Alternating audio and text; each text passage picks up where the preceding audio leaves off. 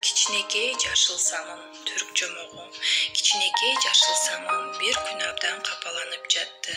Анткени аны эч ким колдонбой жаткан самынды Айгүлдүн апасы колун жуусун деп сатып алган эле.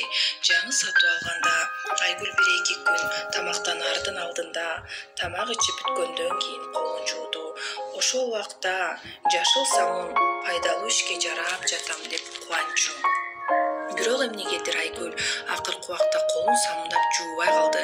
Апасы колун жуу десе, Айгүл колун сууга тосуп келе берчү болду. Бир күнү Айгүл душтан чыгып баратып, бир үндү угуп калат. Караса жашыл самын турат. Ал ыйлап жатыптыр. Айгүл самынды көрүп таң калып калды. Анын көбөктөрү мончоктогой болуп төгүлүп жаткан. Айгүл анын жанына барып, "Эмне ыйлап жатасың?" деп сурады. "Апаң сени жуунат деп мени сатып алды эле. Бир жолу жуунуп, мени таштап салдым. Мени унуттуң", деди жашыл самын. Айгүл